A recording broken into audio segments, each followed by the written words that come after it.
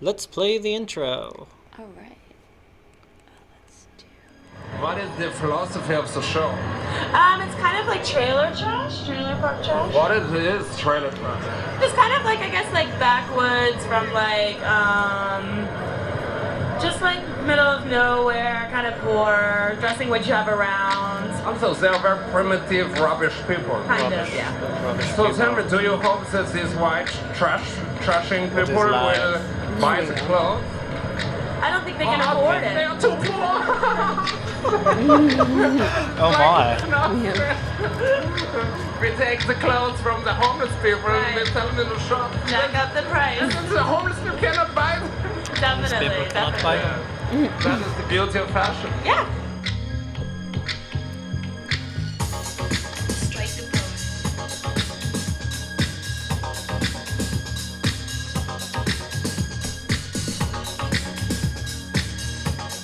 Strike the pose. There's another sound clip. I'm from New York. Oh. I come across a lot of people who are not from here, but who are from other parts of the world, who really have absolutely no fashion Yeah. sense. They look ridiculous. There's no personal style. Why don't you just put them on trains, send them to a camp and say bye-bye? I would love to say bye-bye to those. Hello. Hello and welcome Hi. to the show. Welcome to Question Block. Hi, Anna of Chelsea. Welcome to the Hello. question block. So this week we are talking about fashion. Yeah, and we are live at Fashion Week. We are your hosts. This is Arielist. Yeah, the runway model, famous mega superstar model, Arielist. I'm a famed fashion designer from the House of Wires. Dr. Wires from the Dr. House of Wires. Wires. Yes. Vias. Wires. Yes. German fashion design. It's very strict fashion. Yeah. Yeah, so this week, Alex and Ariel here at Question Block, we're going to be talking. We have some expert guests who are coming on to talk about certain periods of fashion. We did some research about the birth of fashion all the way up through modern day streetwear. And so let's get into it. Yeah. Would you like to start? Yeah, so we're going to do it sort of chronologically. And so we're going to first take it back to the mid-1700s, which is the start of basically fashion trends. The idea of having like clothing going in and out of style. Really? That far back? What? What? What? Yeah, I was gonna talk Yeah. about that. Yeah, talk about it. I was Okay. no, I was like that far back they had like trends and stuff. Yes, the trends were invented by Louis the 14th. So Louis the 14th, when he was young in the early 1700s, France was very like tumultuous period. There were a lot of like rebellions trying to take power from the monarchy, and so kind of he grew up seeing that like the peasants and the nobles didn't respect the king and kept trying to overthrow the king. So when he took power, he enacted this. They're not sure if it was a brilliant plan or if the man just loved fashion. Probably but- both. Probably both. But he enacted a plan that both was fashionable and devious, whereby he moved his court to Versailles, like an hour like carriage ride out of the city of Paris, and then to have any power in the government, you had to be at court. You had to move to Versailles and live there. And then he threw endless, like every week, costume balls and parties and stuff. And then insisted on this really like elaborate scheme of court etiquette and fashion, having like unique outfits, and they needed to be stellar, crazy expensive outfits. And so all the nobles, to keep up, moved there. And join us on Insta. You Yeah. can see our Yeah, a we cool see background. your request. We're just doing Yeah. a little background. We do see your request. We're doing a little background to set you up to then inform Yeah, us. it's a layout. It's a layout. Yeah. So he put everyone in debt. All the nobles basically went massively into debt, buying all of these crazy outfits and attending these crazy parties. And the only way you could get out of debt was to get a loan from the king. And he would only give you a loan if you had been at court. So it created this, and had been, like attended all of his parties. That's God, that's making a resurgence. No, you're like, sounds like some parties and social scenes Yeah. I know. Yeah, so it worked great. The nobles were like constantly bankrupt, in debt to the king, and they were way too busy trying to like manage their way out of bankruptcy to stage a rebellion. And then along the way, he developed all sorts of very cool styles. So he actually invented wearing red heels, not Louboutin.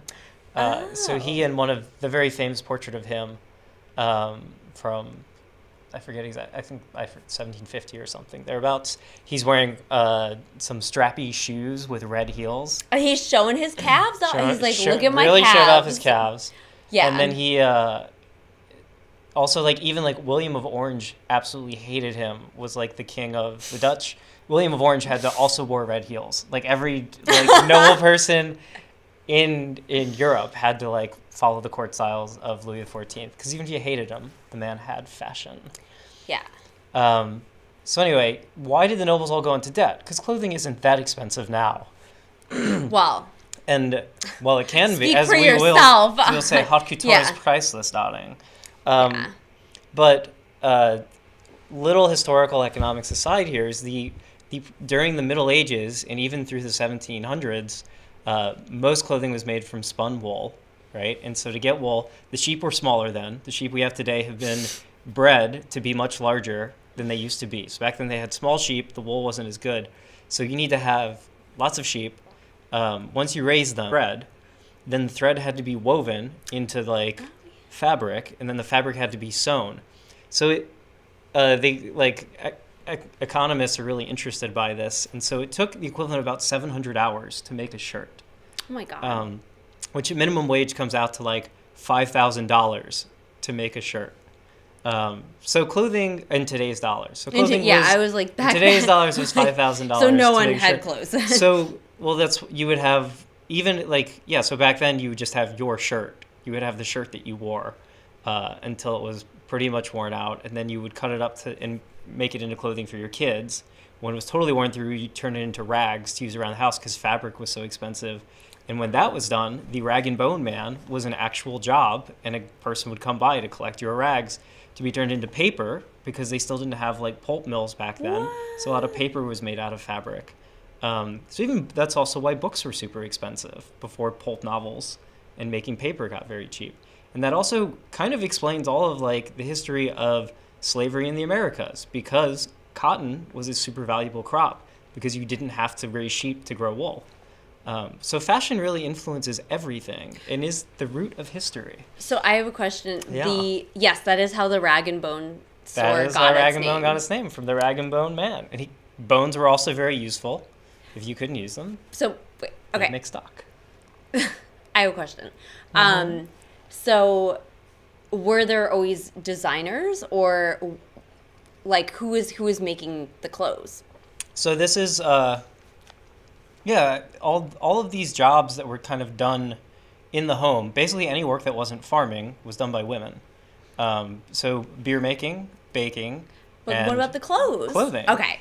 Although spinning was done by women, primarily unmarried women, which is where the term spinster comes from. Oh yeah, and Rumpelstiltskin too was Yes. like, he was like a spinster. Well, he could spin flax into gold, something. Yeah. But yeah, he was a spinner. So spinning was mostly done by women.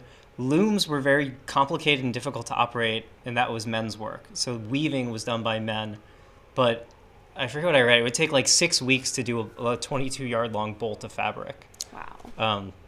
So just incredibly labor-intensive But stuff. who was like, And so like a woman would just like make her family's clothes basically. And then, yeah, there'd be just someone in your village. Like there was the idea of like a seamstress or a tailor, right? Like those existed, but mostly it would be, some family member would do all the sewing in your family. And it was like, a full-time job basically to keep like a family's clothes in good repair, because you only had one set. So when they wore out, you like patched your stuff up. And then the clothing wasn't made to fit, really. The whole idea of like sizes didn't really exist. Throughout the Middle Ages, you just wore you can see it in like medieval art, you just wore kind of a loose tunic. And then there were a lot of like, you would tie off the sleeves with like ribbons, you would tie the collar, a lot like pants, like, buttons were very expensive even. So a lot of stuff was just done with laces. So. Oh yeah, like corsets and. Well, yeah, and so form-fitting clothing came later, basically, and then Louis XIV got really out of control with it. So imagine at the time, if it costs $5,000 in today's money to buy a shirt, if you have to wear 4 dresses a day because you're like a lady at court and you have to wear 4 different outfits every day that have to be different. And they used, nothing was form-fitting. You're just using tons of cloth for everything. Hey, Danielle. Hey, talking about fashion. So Louis XIV started trends. And his granddaughter, Marie Antoinette, or his granddaughter, right? Mm-hmm. So she was affiliated with like the first dressmaker, or basically like the woman who made haute couture a thing. Which woman is that? Her name is Rose Bertin, I think it's pronounced. Okay. Yeah, 4 outfits a day. I do wear 4 outfits a day. Ariel does wear 4 outfits a day. But they're all hey, jumpsuits, so. And we're Hey, talking Blaine, fashion. we're talking about fashion. Ariel does wear a new outfit to every ball that she attends as well. Mm-hmm. So, yeah, you can't show up in the same thing. Hi. So when was this? When was Rose So- Bertin? Rose, I think her name is pronounced Bertin. Bertin. Bertin. Oh, she was a French lady. Yes. So she was born in July 1747. And this is actually very similar to the story of Coco Chanel. Okay. She was born very poor, but she apprenticed under a very good dressmaker. And there are a couple of duchesses that came into her shop, and they arranged a meeting with Marie Antoinette. Marie Antoinette was like also extremely young. I think she was like 15 or 16 when she was to marry. She loved her shoes, though. She did, The but that movie came. has taught us anything. Yes, that came like later after she was queen. Oh, this is before. This is before. So Rose Bertin made her coronation dress, which there was a ceremony when Marie Antoinette crossed over from Austria into France. They took all her old like Austrian clothes, her Austrian dog. They took it all away. They burned it or whatever. And then she had to have a new French dress. And it was like it was almost like a like baptism or something. It was probably way cooler dress. So yeah, it was way cooler. It was made by Rose Bertin, and she actually, she did a very similar thing, I guess, to Louis XIV, like Rose Bertin did, where she the talking to a sweater, the poodle skirt. She What? basically made she made styles obsolete like very quickly by she would make something for Marie Antoinette, and then she would kind of make like a crappier version for her noble women, or like I don't know, Courtiers. because there's courtiers and then there's not couturiers. yeah, I was but like, I don't want to courtiers. confuse the two. Yeah. For her courtiers, she would make like a crappier sort of version, and then she would never make that style again. So Oh, wow. yeah, she got into like, I guess, seasonal fashion. She had a huge budget that kept being increased also from the royal court to make the outfits, and because Oh, hey, Conrad. hey Conrad, what's up? And because a lot of noble women would have to dress Marie Antoinette, they would all see the latest style right there because they had to dress her every day. So Yeah. yeah, A lot of the clothing was still very uncomfortable during this period, particularly stuff you'd wear at court. Like yes. huge crinoline giant hoop skirts. Do you know what crinoline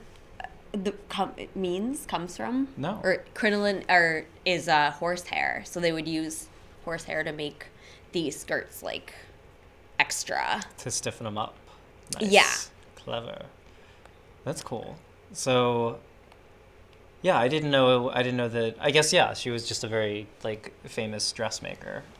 Marie Antoinette. It's because she got connected with her that she blew up, because Marie Antoinette was just a girl, and she loved to shop, hunty. But keep in mind, viewers and listeners, this is still the time period when it's just the ultra wealthy get their own personal like assistant, like dressmaker, basically. Yeah. And they would, and they do orders of like 20 or 30 dresses for like if they're going on an important trip or something. But this is not yet the time of really having fashion houses. These are individual people who maybe have assistants. Yeah. So who is the originator of the fashion house? The first fashion house was the House of Worth. Oh, because you're worth it. Because you're worth it. Not associated with Woolworth's department store. Totally different. Frederick Worth. What's his middle name? Charles Frederick Worth. Sorry. Yeah. Charles Worth. Charles Frederick Worth. British guy. And we're going to see this a lot in common with the people we talk about. Almost like nobody who becomes huge in like fashion or famous designers has a formal education. So parents out there, not important what grades your kids are getting, as long as they go work at a department store or under the intern, they have a really good internship. Because we'll find out even later, even Alexander McQueen, minimal formal education. So Charles Frederick Worth, his family was impoverished. His dad was apparently was a solicitor, they said, which I think is a lawyer, but I guess he sucked at it. He hung out outside. He just like hung around. So he financially ruined the family. So at 11, Charles Worth started working at a department store. At 19, he moved to France, got a job in like a fancier department store in France. And then that store sold primarily silk scarves, and he started designing dresses to go with the scarves. And it caught the eye of the people who were shopping there. They finally promoted him to his own like dressmaking department, but they refused to give him a piece of the business or like really promote him to an owner. So in 1958, at the age of 33, he found a Swiss business partner and created his own house, his own fashion house. And his name was already well known. And then about 2 years, success quickly followed. So he's 33 now. He's set up his own fashion house. It's his Jesus year. And it was a big year for him. And he had met and married his wife about 5 years earlier at the fancy department store where he was making dresses. So she also left to help him out. So she became his primary model. So she was the first ever fashion model. Yeah. There was a really cute thing that they used to do to get people to buy stuff. Marie Vernet was her name, by the way. Marie Vernet, first fashion model. Charles Worth, first fashion house, first haute couture designer. What did they do? If there'd be a guy and a girl, and the guy would be, the girl would be trying on clothes, and the guy, if he was turning a lot of the clothes down, basically, his what's her name? Marie Vernet would come in and pretend to be a customer. No, she would come in and she would kind of be there laying out the clothes. Charles was in the back somewhere, or I don't know, looking at her on camera. Not that they had cameras. Through a system of mirrors, perhaps. And she would kind of give little poker signals. She'd be she'd kind of look signal to him and he would come in, he would look at the pile of clothes that had already been tried on, and he was like, oh, sorry, these might be out of your price range. Let me find you something a little bit cheaper. And he would actually just take one of the clothes that the girl had already tried on, put it on her again and kind of restyle it a little bit. And then the guy would, he didn't want to be embarrassed about not wanting to spend money, so he would be like, oh yeah, it's fantastic. And we kind of had this double team. Yeah, there really should be a movie about this couple. They're a power couple. Yeah. So Charles Worth, he's 33. He sets out with his own fashion house that he set up, and he was a aggressive self-promoter. He was the first ever designer to sew tags with his label into clothing. He was the first designer to use live mannequins, so he would hire models to come wear the clothing for clients. And he was the first ever designer you had to come to, with the exception of the Queen or the Empress, you had to come to the House of Worth to get to buy your clothing. So it became a salon in Paris. That was the place to go hang out. It was like Studio 54. It was. You go get a dress made. So then he's in business for 2 years, and in 1860, he makes a dress for a French princess who like kind of knows his name. She wore it to this ball, and the Empress, Eugenie, who was the wife of Napoleon III, the last French empress, sees this dress and is like, who made that? I want that. And so she demanded a meeting the next day with him. And the princess who had worn that dress later wrote in her like memoirs or whatever. She was like, it was a great day because for Charles Worth, and it was the end of me being able to get dresses at 300 francs. Yeah, because she lost her discount. She lost her discount because everything got very pricey after that. So that's 1960 on. Worth is a huge success for the next 25, 30 years of his life.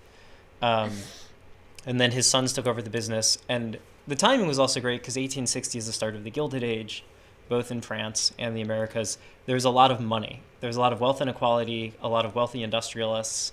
And so they had cash to burn.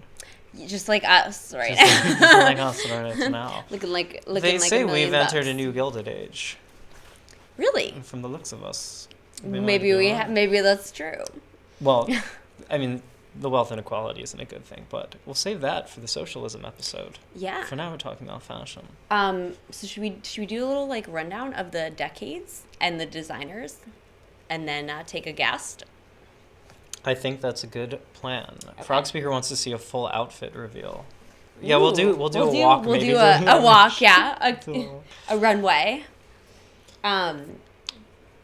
I'm not a model. I'm dressed like a designer because it's funny yeah. how often the designers will just wear a jacket with no undershirt during the end of when they come out at the end of the show.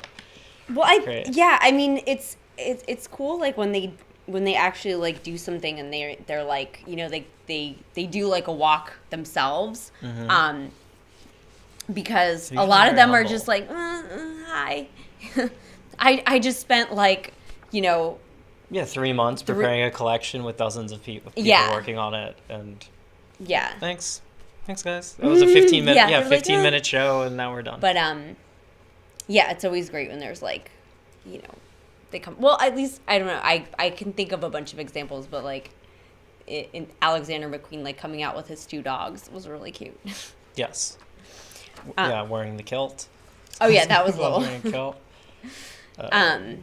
A blazer with Anne loves wearing a blazer with no shirt, and that is on conference calls. I think that is you can credit Yves Saint Laurent with that. I believe invented like the woman's suit. I'm pretty sure. All right, I'm gonna hand it over to you. Well, I mean Chanel did, but not not like the men's shirt. So in the 1910s, the style, it was like very Art Deco. The emerging designers were Coco Chanel, Lanvin, and Paquin. Okay. Paquin, Jean Paquin, by the way, she later inherited the House of Worth. Yes. The House of Worth eventually, like, their competition overtook them, and Paquin bought them out. Paquin was the first major female haute couture designer. So, and Leon Bach, who is a ballet like costume designer, and this is a theme that comes up a lot. That a lot of fashion designers, they got into the trade because of like their love of dance and theater. I think Louboutin, he actually wanted to design costumes for showgirls originally. We'll get into. I love his story. He's really awesome. And so then in the 1920s, there's still pretty much the same like designers on the scene. Chanel had a lot of like ups and downs. Mostly because I feel like because she was financed by financed by so many lovers that died like tragic deaths or like were actually married. Like she was a mistress. Complicated. Yeah. She was never married, so that's why, you know, there's a perfume called Mademoiselle because everyone called her Mademoiselle, I guess is a term of like respect for her. I don't know, or maybe they were like clowning her. Yeah, I'm not really Rude. sure. Yeah. But yeah, a lot of her she was born very poor, and her mother died when she was very young, and she was brought to an orphanage, and she learned how to sew there. And then she also apprenticed There under... we go again, the non-standard Yeah. education. Yeah, if you're not sewing by age like 13, good luck. She was Mademoiselle. Yeah, and she apprenticed under like some really good instructors, I guess. And her main thing was like she wanted to empower women, and she didn't want them to have to wear like these heavy ass skirts because in order to cut down on like fabric costs, they were like, we can cut down on the fabric if we just put steel, like a steel hoop in these skirts. Yeah. So instead of like the tons and tons of crinoline. And Worth actually, he made this silhouette with we like can save the horses. Yeah, he was like, we'll just put some steel in there. People, they actually liked that better because they were like, oh, it's like less expensive. And we didn't get into, one of Worth's many innovations was that he took the very wide crinoline skirt and basically pushed the action to the back to make the front and side Baby smaller got back. so that women could actually fit through doors and like so that maybe sit in chairs. Yeah. He was the original Sir Mix-a-Lot. And he did for Princess Eugenie, who loved to walk. She liked to go on long walks. At her request, he made a walking skirt, which was a skirt that had a thing, right, that you could hold. No, it ended. Okay. It was an ankle length skirt, which was scandalous at the time, but it was like at least reasonable compared to skirts that dragged on the ground. So eventually it caught on. But a lot of what, and then he also developed. He eventually decided he didn't even like the crinoline at all. And so he came up with the princess dress, or the princess cut, which is very like high-waisted. It's an empire waist. Narrow gown, which keeps its form just through the cut of the fabric. It's kind of like this dress like what that you're I'm wearing. Yeah, nice. Dress. So, continue then. Fashion through the decades. Yeah. So, really, Chanel. Well, okay. Chanel was like the main contender on the scene until like the 1940s, the Second World War. So actually wars, they caused a lot of innovations in fashion. Mm-hmm. I think in part because the materials and what's available changes, and also because people want a change. So where Chanel was like, let's make a sensible like woman's suit, like a tweed suit. Mm-hmm. I want women to be like feminine but empowered. Oh, and I guess the flappers in like the 20s flappers, or whatever started wearing men's styles, the bob cut. Exactly, and Chanel too. And, Chanel Chanel kind of cut her hair. Changed that. Yeah, she got a bob as well. But Dior and Balenciaga, they were like, no, like they went the opposite direction, and they were like, women should be reminded of flowers and beauty, and like we're gonna bring this big ass skirt back. Yes, and the return. Balenciaga, the revenge of the crinoline. Yeah, exactly. Balenciaga, his silhouette was almost like, he was inspired a lot by painters, like surrealist painters. So he had a more like flowy skirt, and Dior had skirts that were named after different kinds of flowers. So they were kind of like a very bell shape. And Chanel, she had a lot of difficulties during the war, and so she was like, she closed her house during the war and was like, but yeah, people weren't really buying high fashion during the war, perhaps. And she was so mad. Eventually, she got so mad that Dior was like, and other men were like taking over the fashion industry and bringing back these these skirts and dresses. Impractical clothing. Yeah, she got so furious that she was like, "That's it, the House of Chanel is back."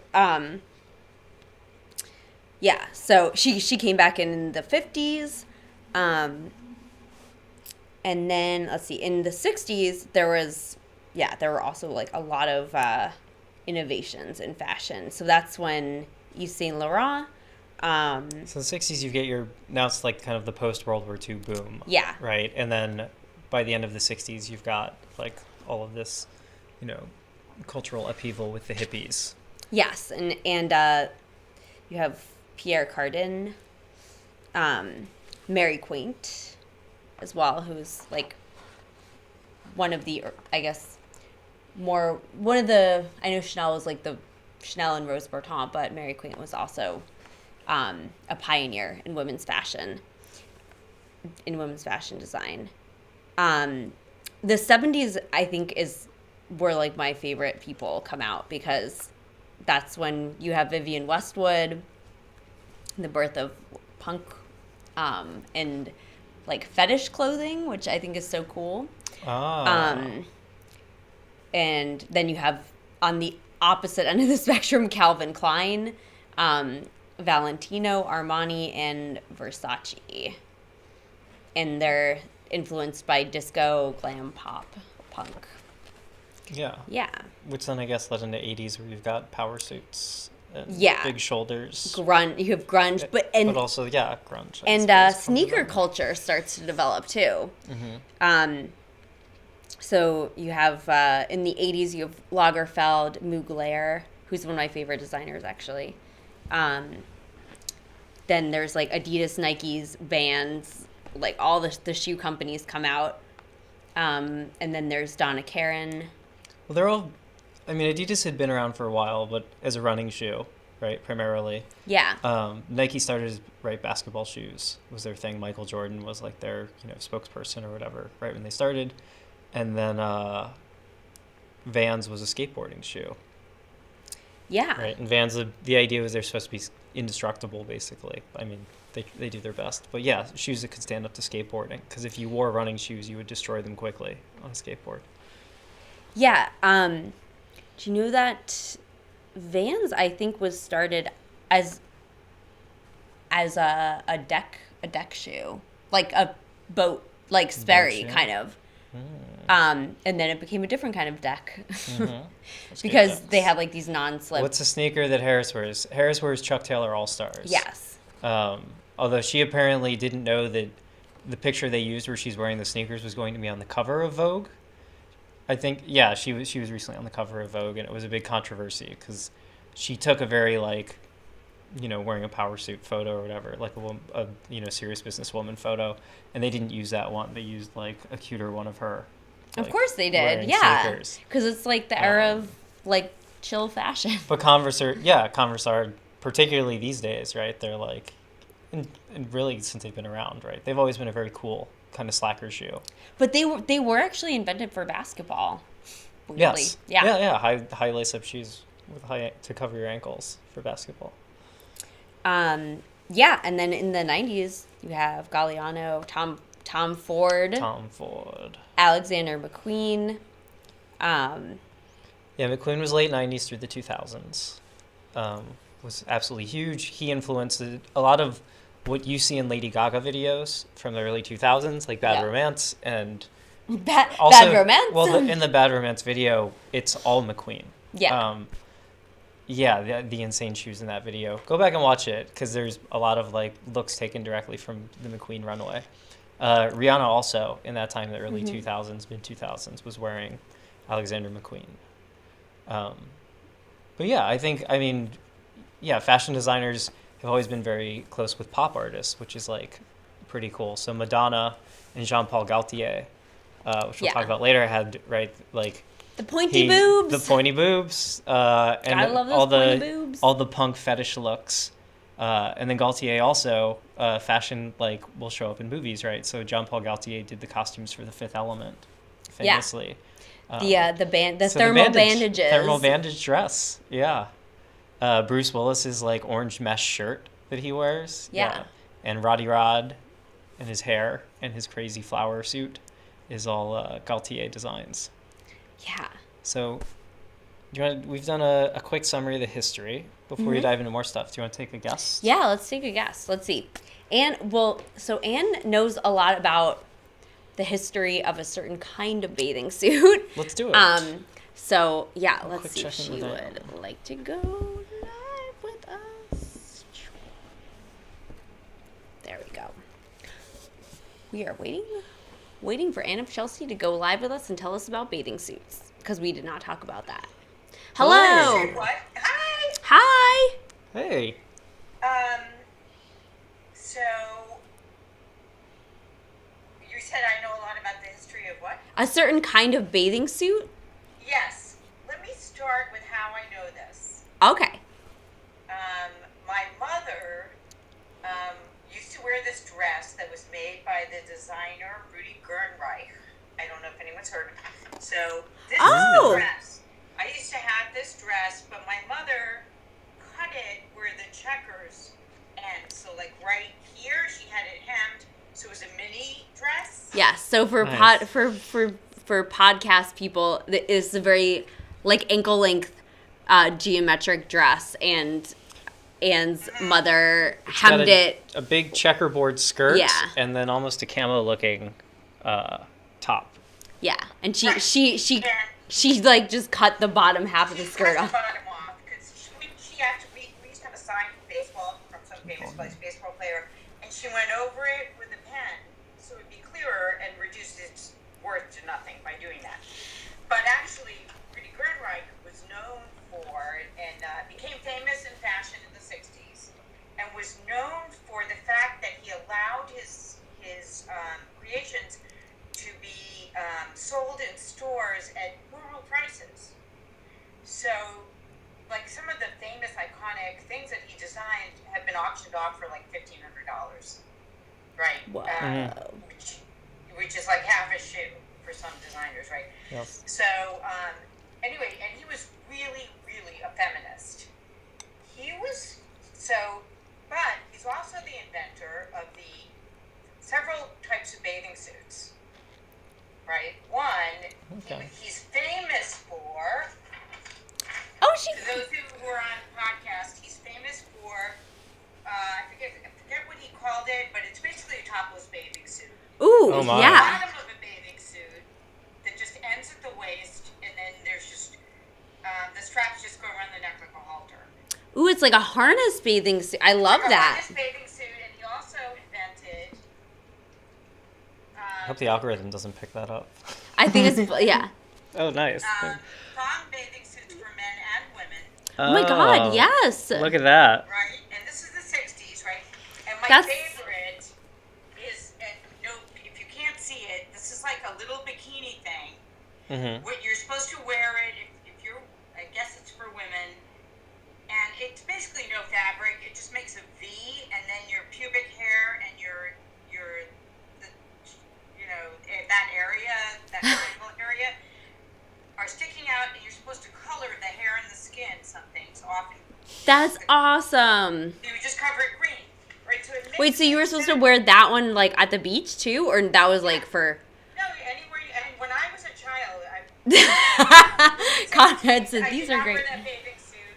Nobody I know did. But the topless Someone bathing did. suit was so popular that my mother and an actress friend of ours, Joan McIntosh, and I all went to Lampson's, which was like a Woolworth, like a cheapy store, and we would buy these, just the bottoms of things that were in these bright neon colors, and we were just like, we're just going to wear them to the beach. And of course, I was a kid, and I was kind of like, no. We go to the beach, and my mother and Joan are just wearing this Lampson's underwear that you'll be sold. Like, if you got it today, it'd be like in a 4-pack for like $1.99. And no tops. I was like 9. I didn't even have boobs. I was just like, I felt so much pressure to just do it because. Yeah. And then so we went to France, our family, and on the river in Europe and Scandinavia, or whatever, they've always been further advanced than us. Like, women's tits were not, like, a big thing. Mm-hmm. Hi, Diane. So, my friend Diane just joined. Hello. Hello. So, I didn't want to appear square, so I went on the beach in this just lambskin's underwear, terrified. Terrified. So that's all I can remember from it. It was just like I felt horrible, but I would have felt worse if I had refused. Because I thought it was unhip. All right. That's so If you think that a guy who, and by the way, no formal education, grew up in a household where he watched somebody be a seamstress, tell Diane what Oh, we're talking about fashion, and Anne is telling us the history of the topless bathing suit, which I didn't even know was a formal thing. No, it was a big hit. Big hit. And everybody used to talk about Rudy Gernreich when I was a kid. And I just, like, Rudy Gernreich was the first designer I ever knew anything about. Wow. But the thing is that while, first of all, he was, I think, born in Austria, had to escape during World War II, and apprenticed to like a seamstress, or one of his aunts did. So yes, no formal training, no formal education, but he was equally politically active and a designer. He didn't distinguish between, or he didn't formally distinguish between designing clothes and political activism. So I have to take this off because I'm going to read something. I can't read with glasses on. What? So he said he wanted to reduce the stigma of the naked body to cure society of its sex hang-up. He said, to me, the only respect you can give to a woman is to make her a human being, a totally emancipated woman who's totally free. All of his clothes were designed to be worn without bras. That's so cool. And then I think the bra industry got on his back, and he designed the bra. That's a good pun. His nips or whatever. The bra industry got on his back. Get it? Yeah. So they got on his case, and he developed a bra that was basically nothing. Oh, That like bra the I would wear. It the was just like basically the cupless bra. What? The bralette. Oh yeah, the bra. The bralette. That bra. Anyway, so then I started looking up like the history of the bathing suit. So way back when, women were just fully dressed. At the beach. Oh, the costume, right? Your beach costume. Your beach costume, Yeah. which to me looks like something I wouldn't even wear to a ball. I'm like, it's way too much fucking fabric. And they also were not. It wasn't just for modesty. It was also because they were not supposed to get sun. They were supposed to be pale, which was a sign of your class. Because if you're tan, it means you worked outdoors. You're a gardener, whatever. You're trash. You're basically working class. Whereas if you're You gotta be pale. Ability, they didn't even know that sun exposure causes cancer back then, which I dress like this on the beach now, like in a hazmat suit. But they all dressed, and then there came a time where I'm not gonna like belabor this, but I just found. Wait, I'm gonna put this up for anybody who can see it.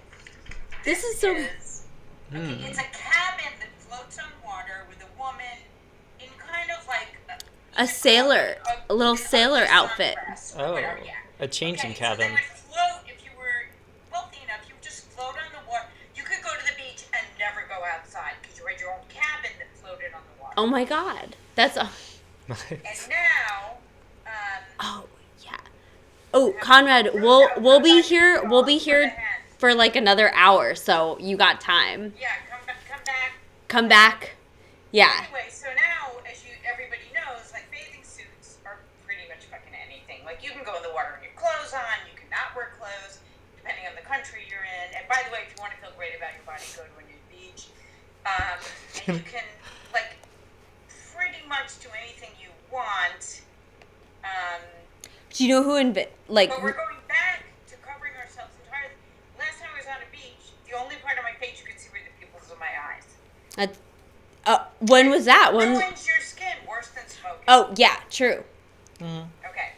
So ask any questions you want. I'm not going to go on. I try to go during off-peak hours when I go to the Definitely beach. that. Definitely Yes.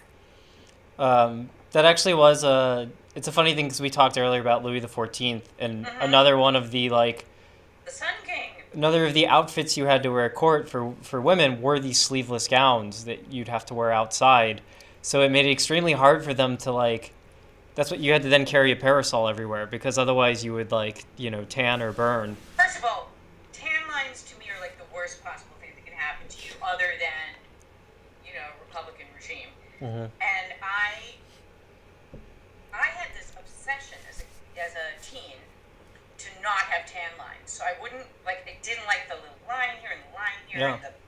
So I would go, if my parents rented a house, we'd go somewhere where I couldn't be seen. Oh, there you go. Like Fire Island. Diane remembers I used to sunbathe topless in Fire Island. No tan lines. No tan lines. Then I get to college, so I was still in high school.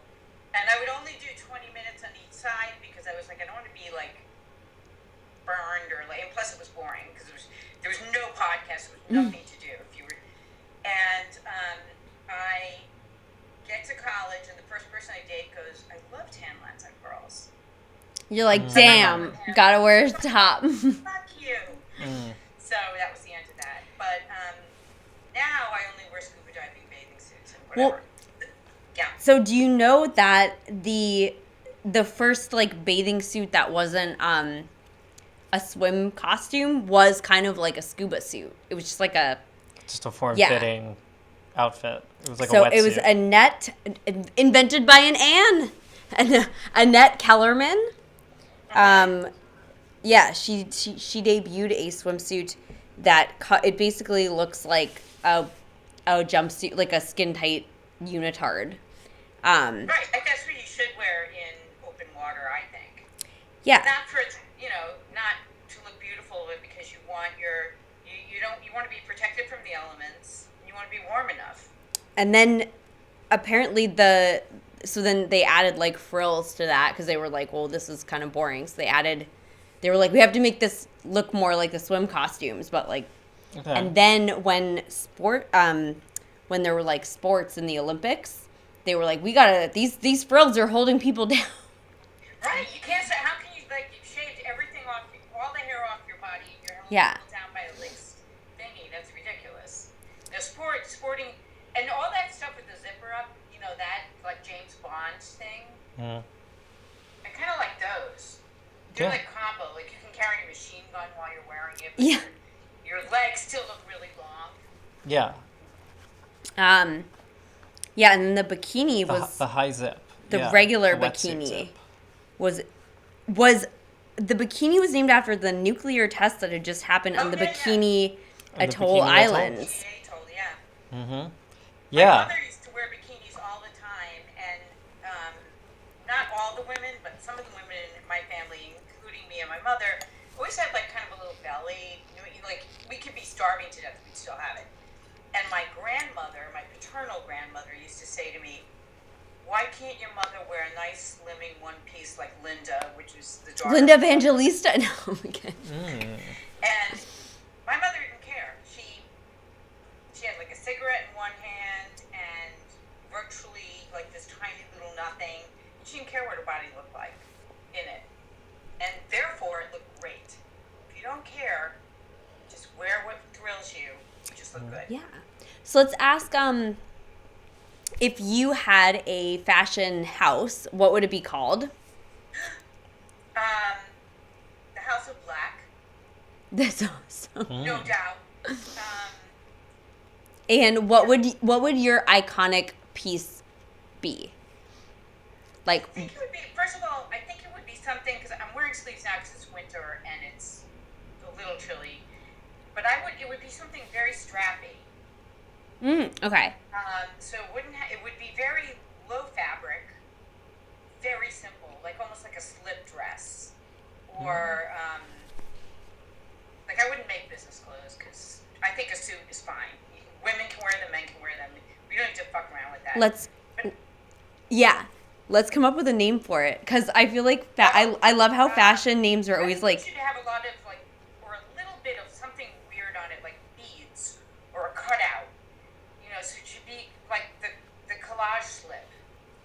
The collage. Yeah. It's not bad. I love how fashion stuff is always like singular when they describe. They're like, I love a good slim strap. I love a good pump.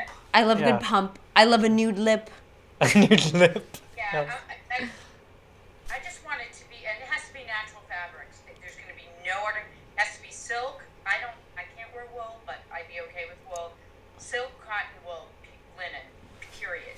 Nothing else except the appliques and stuff and the cutouts, which, like, I'd like to have like a little window that's plastic that has Oh. beads all around it.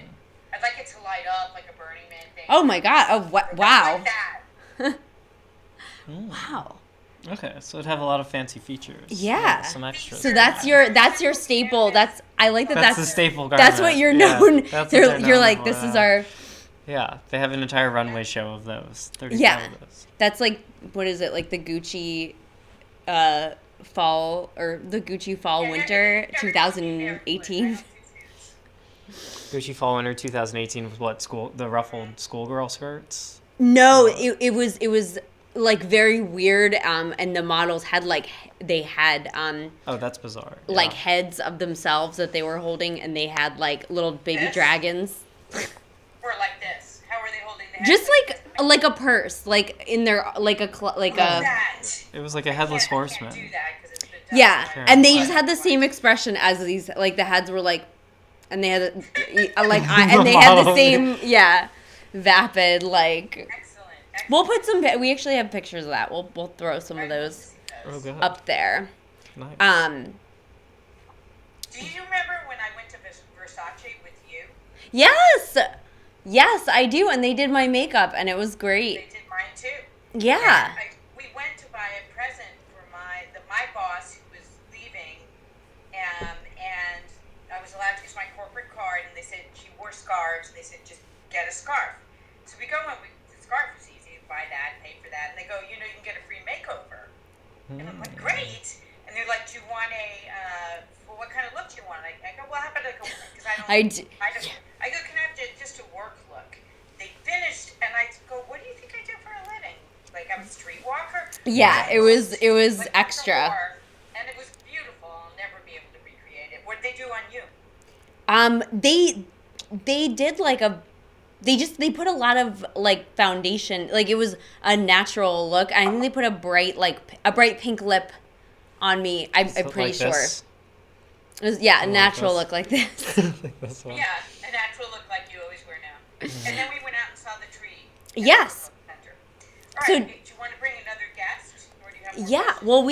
well I think that's it. Do you have any fashion questions to ask us? I feel like you've answered almost. No. What do you think is going to be the next thing? Like, or is it going to be a pandemic thing? And don't say sweatpants or whatever, because that's people being lazy. This past year, mask fashion was kind of the new thing. Yes, I have like 9,000 masks. Yeah. A lot of people got into mask fashion. I've been rocking mask fashion for a couple decades now, but I'm glad that other people are finally into it. I mean, we'll talk about later the current, like, a huge influence on fashion is streetwear, and so Yes. you've got all these brands Where now. else are you going to go, right? That's who. Yeah, So but where are you Conrad. gonna go? But there aren't. So a Conrad's- lot of fashion comes not from like a haute couture like fashion house. It comes from like skate brands or like brands that do hip hop clothing or whatever. Yeezy. Yeah, Yeezy is now Diane, a sneaker this is house. lipstick. Diane always used to, and probably still does in certain circumstances, like known for her lipstick. And her purse is another accessory. Well, you can still wear lipstick because isn't it like Marilyn Monroe or something used to wear like crazy I know underwear, what you're saying. and she was like, I do it just for me, you know? Right. The director said to her, but nobody will know you're wearing it. Yeah, It's like, I know. Yeah, It's And true. it makes you feel a certain way. So wear the fucking lipstick, or get on Zoom with me, and we'll or come on question block, and you could You show. can come on question block. And they do sell the masks also that have the clear cutout, although I'm not a big fan of that. I don't That- like those. You can't breathe. They stick to Yeah. your face. So you can get a mask bracket, which pushes the mask away from your. No, a like little- it keeps it around your it's a little nose, but it muzzle. pushes it away from your mouth. so you don't sound muffled, and so you can wear No, lipstick. Diane, we have to get on Zoom. And Yes. We'll just wear different lipsticks. Yes, or just meet up outside and, keep your distance. How do I get Should on be live? You sent a request. Are Yeah. you on Instagram? Yes. Okay. So you can text her how to get on with us. I'll not waste everybody's time with that. And Guest. yeah, text. Yeah. Yes. All right. Thank you so much for Thank you joining for us. joining us. Bye. Yes, this was so fun. Thank you for telling us about the swimsuit too. Lovely blazer and pearls look from Anne Yes. this evening from the House of Black. So yeah, we can send a request to go live. Should we throw a couple more facts? in Yeah, there? we got a couple more facts. One that we didn't even get to, which we should have done at the top of the show, is what is the definition of haute couture? I have the guidelines So here. Ariel has the official guidelines. There are rules to being a major fashion house. These were set by, there's a French conglomerate started by Charles Frederick Worth, our hero from earlier in the show, in like the early 1850s, maybe mid 1850s, once his house was established. And so It's the Chambra the Cyniclade de Chambre la Cyniclade haute couture. de la haute couture. So the chamber, the council, The cynical the council. council of fashion vampires. They set the rules. So you have to exhibit 2 collections a year, typically a fall and a spring collection. Although, right, the fall, they're both for like 6 months from now. Yeah. So the fall collection shows summer styles or late spring and summer styles, and the spring collection actually shows like fall and winter styles. But you need at least 35 outfits, and it has to be presented to the general public. And haute couture clothing must be all hand sewn, none of it by machine. And I think that's about the extent of it. And the pieces generally they're one of a kind. They are not sold, except to like museums for collections. So a haute couture garment is basically priceless. It's the only one of its kind that will ever exist. And the clothing is specifically tailored and cut for the exact model who's going to wear it on the runway. Yeah. What we all wear, well, maybe you, but this is haute maybe, couture. yeah. But what most of us wear is known as pret-a-porter. You may have heard of pret-a-manger, but pret-a-porter is ready to wear, which is why you can walk into a store and get clothing more or less in your size. And then if it's a fancy suit or dress, you go to a tailor or dressmaker who will adjust it, do alterations to fit your size. This is like really interesting that to be considered a haute couture house, the brands must own an atelier, like a that's right. seamstress in Paris with at least 15 full-time employees, and at least 35 looks in a show, and then the So you do have to have a shop in Paris with at least 15 people. They come up, they decide, they like sit around and they decide, right? And the list can and does change. Givenchy notably dropped off the list of haute couture in spring 2013. No brand, no matter their prestige, can circumvent the guidelines first put in place in 1945. Yeah. And then it says that fashion shows, like, who would you think comes to fashion shows? Like, who's the main... I mean, right from, photos of New York Fashion Week or whatever, right? There's like the press, the fashion press that covers it, who are all taking photos, and then celebrities and editors of fashion magazines like Anna Wintour. And then some pop star crossovers, right? You'll see Rihanna or like Grace Jones in a fashion show. That's actually the majority of people who attend are customers, which I didn't know that. I thought it was all like the press and stuff like that, because that's who you see, because they're literally like on the runway. They get the front row seats. Yeah. But that's why you see celebrities. It's not just because, the brands give them a free invitation. It's because they probably bought clothes with the brands. And they're like basically there to shop. Oh.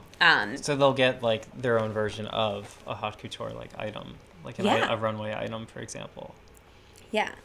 It says that the wife of Steve Harvey is a regular And also novelist Danielle Steele.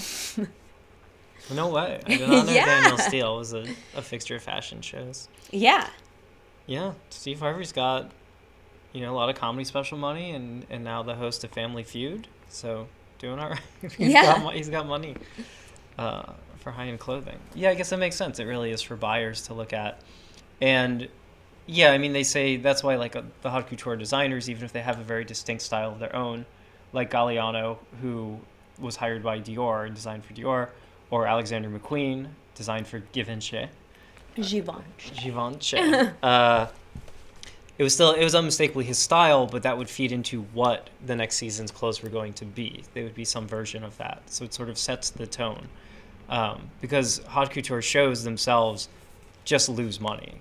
Because, the pieces aren't going to be sold. It's really just a promotional thing.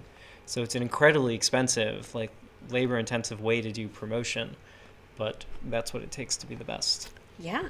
It is really funny to think of the world of fashion, as I learned researching the show. The amount of effort and work and skill that goes into it compared to other industries that I know about, mostly music. Some amount of art and film, though. And Ariel. And even Ariel. The amount of just insane work that goes into a 15-minute fashion show is, dozens of people working for, months.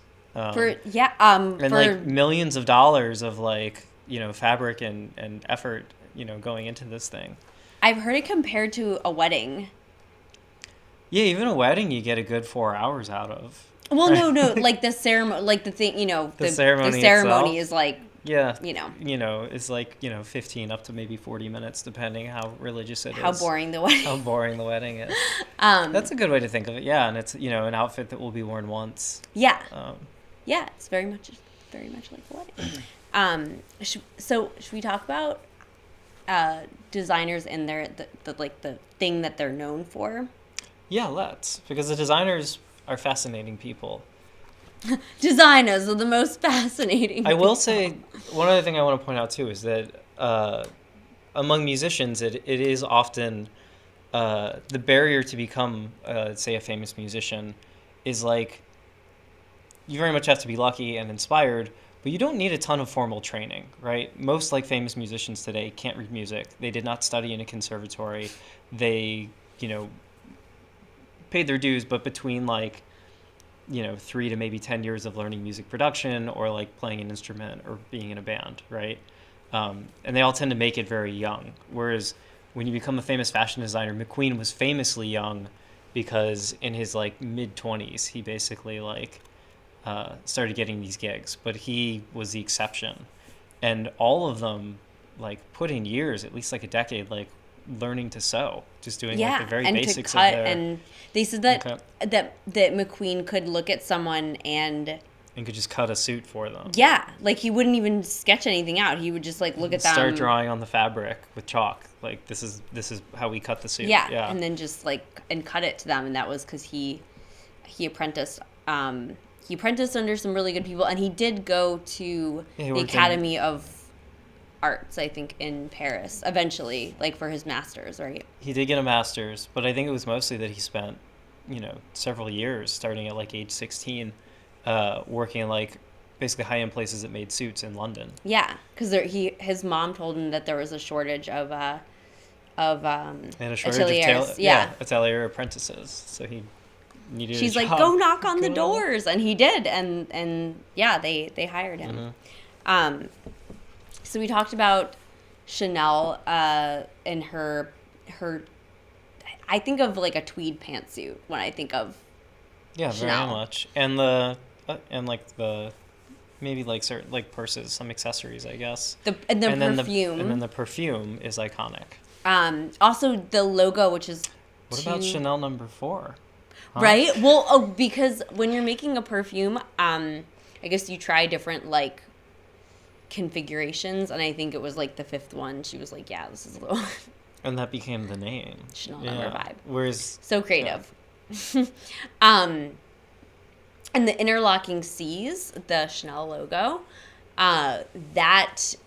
so people think it's because of Coco Chanel. there's also a theory that it's because of her and one of her lovers who died, whose last name also began with C. There's a whole bunch of theories, and the House of Chanel has come back and said yes to all of them. Like they're like whatever. they're like whatever you want. Yes, it to be. it's a little bit of everything.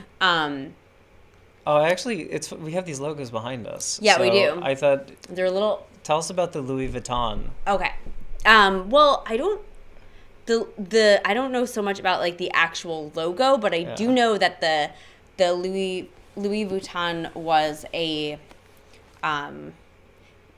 packer of He's a professional wardrobe, packer. a professional wardrobe packer, because back in the day when you had to travel and this was like in the time of like crinolines. We're back time to the of crinoline.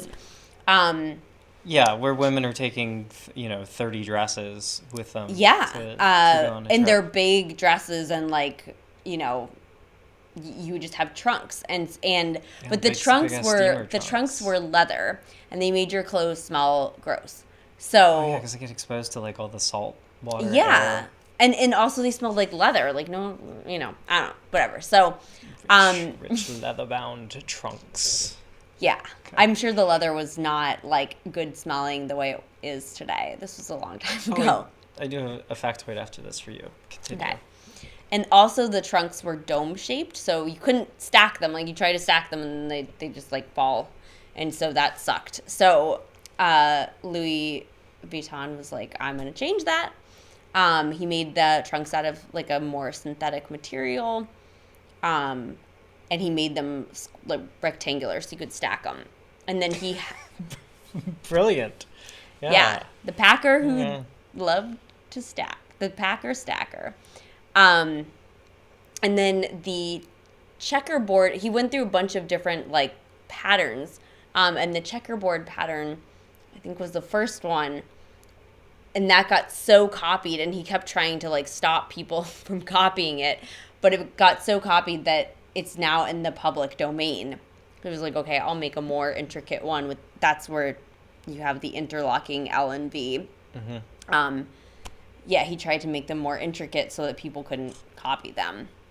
Yeah, he actually lost, or the company lost a case. They tried to sue someone for using a checkerboard. Yeah, and they're like, it's part of The court was public like, domain right the court now. was like, you stole this from a chess set. So like, no, you can't. You can't. Checkers you stole can't it from a patent- chess set. I Checkers mean, stole come it from on. a chess set. Who knows? Whichever came first. Yeah, like this has been around.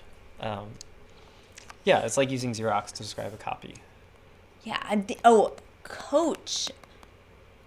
This is an interesting thing. Coach, because they have the bags with the bamboo. Does Coach do clothing, or they're just bags? They do. I think they do some clothing. Are I'm there not sure. purse shows? Are there purse fashion shows? They're accessories for. I mean, Coach definitely has perfume. I think they have. Yeah. I don't know. I want to. Yeah, they're certainly not like a haute couture, house, but they're a very well-known name in fashion. This is something interesting though. Is like that I think they have a bamboo handle on their bags, and that was from the World War. I think World War II. They were like running out of materials, so they were like, we'll use bamboo. Yeah, I suppose so. Shortage of because bamboo is very strong, I suppose, and lightweight. Yeah. There's So like a shortage of metal. and now it's like a thing that they're known for. Where's Coach based out of? Are they English? I believe so. Okay. I didn't do a ton of research. I just knew No, that don't know bamboo that. factoid. So yeah, we talked about Chanel with the pantsuit, right? I was going to tell you a factoid that tell me I that. learned reading up on Louis XIV, again, and his Yes. style, is that people did not smell bad back then. Even though bathing was relatively rare. They wore perfume. No, because the leading science at the time, we should have said this last week on the medical episode, the leading science was that sickness was spread through bad odors and like bad smells or like bad air. So people actually took a lot of care not to smell bad because people would be like, "Oh, you're sick if you smelled gross." So even though people did not bathe regularly, you would wipe yourself down with a cloth at the end of the day, and they used a lot of fragrances and perfumes. Oh. So it was like the Axe effect in The Axe effect, yeah. So it really, at least it's good to know, because I used to think that everybody smelled bad because they didn't bathe that often. But yeah, most people couldn't. I think smelled probably pretty good. Well, yeah, that's my factoids. I'm exhausted. So should we show some pictures of different Show designers some and what of they're my known for? pictures? Yeah. Or you can describe it a little bit. Yeah? And I also have some, like, do or don't fashion. That Some we can do or look don't at. fashion tips? No, I just have some, like, runway pictures that we can describe. Okay. We'll guess, like, do's or don'ts. Oh, no, we can just... Oh, They're okay. they're all from runways, but some of them are just, like, absurd. Oh, I thought you had fashion tips for the audience. Oh. No, I mean, the only fashion tip I have is, like, just... is no fashion tips. Wear it with confidence, honey. Yeah. Throw some glitter on it. I would say that's my fashion tip. Your hunchback? Whatever. Throw some Whatever, glitter throw some on glitter it. on it. It's Yeah, okay. Throw some glitter on it at home. All right. Well, let's see some photos. Let's do some reviews. So yeah, Chanel. runway. Here's my Runway reviews. tweed pantsuit. Yeah. So, it's like I always think of it being like pink or like salmon with like a black trim, that kind of thing. So like you're feminine, but like you might be a boss. It's sort somewhere. of like the Tupperware party, like saleswoman. Yeah. Which I kind of am like, I kind of roll my eyes at that because I'm all about like costume, like finesse. Like I'm kind of like someone who is so enraged that they were like, damn it, the silhouettes are getting too beautiful again. I gotta get back into action. Shut it down. But she's very elegant. I mean, they're all very elegant still. Yeah, I don't know. But then when you look at like Balenciaga and like this beautiful, just like it's like a matador's cape, but Oh, we but have it- to do but a extensive skirt. descriptions because this is Yeah, also an audio podcast. that's what I'm describing. So tell me so about this Balenciaga, Balenciaga gown with a So he was tight jacket. Spanish, yeah, and so you can see like it's kind of like a bolero kind of jacket. So it's like big shoulders, like little waist, and then like big hips, which I love. Like I love that sort of like silhouette because I already have like that. I already have like big shoulders from Ariel, so I'm like bigger shoulders, I guess. And yeah, I love that like silhouette. Oh, we didn't talk about, and Chanel famously was in the Simpsons episode when Marge joins a country club. Because she's at an outlet mall and randomly finds a Chanel suit for like $200. And then she's wearing it just like running errands, like pumping gas, and sees like an old snooty friend from high school who invites her to her country club. Yeah. Oh, because people can clock the suit. Exactly. The this woman is- sees the suit and is like, nice. I see that you also are in business or philanthropy. Yeah. Yeah. So this is, I guess, what I'm trying to help people with, like how to clock a certain designer. Although this is like what the individual designer is known for, not necessarily what the house is doing now, because some of that has gone way off the rails. It changes quite a lot, right? You wouldn't Yeah. catch a lot of these. Like, right, Dior under Galliano didn't look anything like the No. dress you're about to show. Yeah. So this dress looks very like tulipy, which I think it's so cool. It's so like. The section describing this dress, this tulipy dress, is great because it says, from a fashion perspective, the 50s actually began in the 40s. Yeah. Which is, yeah. Yeah, because that Fashion thing to 1950s, say. the 1950s look of like the little cinched like waist and the big like skirt. That's what Dior, the man, is known for. The designer. Yeah, but the fashion Now- houses, it is very interesting that they'll, in many cases, to stay relevant and because they have a ton of money, they'll hire young, promising designers to, like, come get weird. Yeah. Well, we saw, because you can watch basically all the fashion shows on YouTube. They're just out Or there. A lot of them, yeah. A ton of A lot them. of them. And we saw this incredible one where Dior, it was like an Egypt collection. Yeah, that's Dior under Galliano, I believe, right? Yeah, Is when I that think came so. out. But it's, yeah, I mean, it's up was there. It incredible. just It was doesn't like- look, it's, it's costumes. It's like It's not incredibly wearable elegant looking at all. costumes.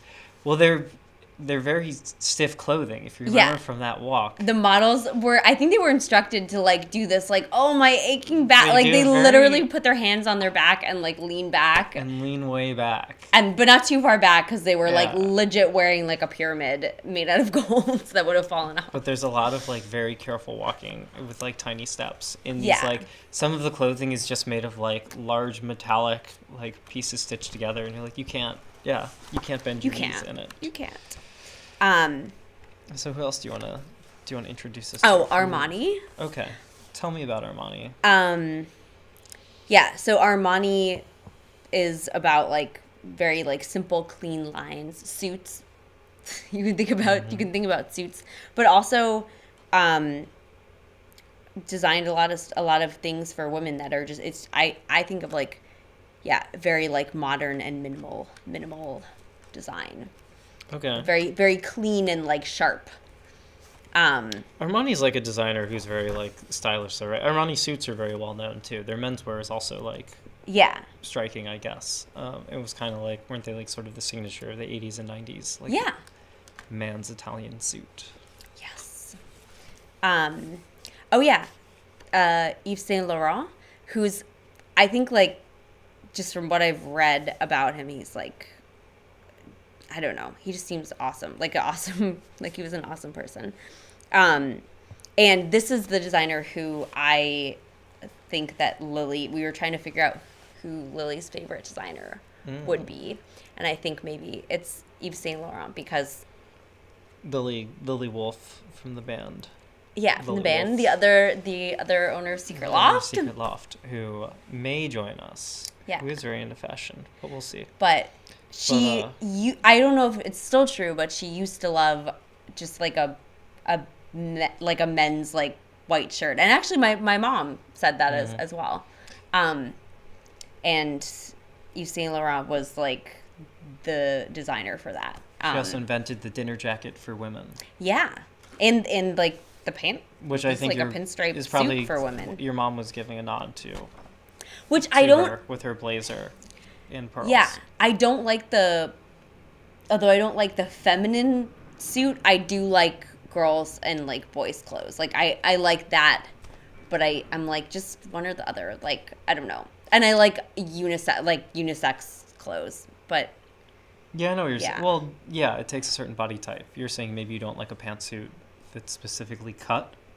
no, I just don't like prettying certain it way? up. I think it's very like sexy for a woman to wear like a man's Actually clothes. keep the, Yeah, to keep the silhouette because you're like, ooh, it's wrong. Like she should, like you have this like, ooh, something's going on, something exciting is about to happen. Unlike, say, the Chanel like pink. Yeah, I think it's too suit like for Charlotte ladies. from Sex and the City. Yeah.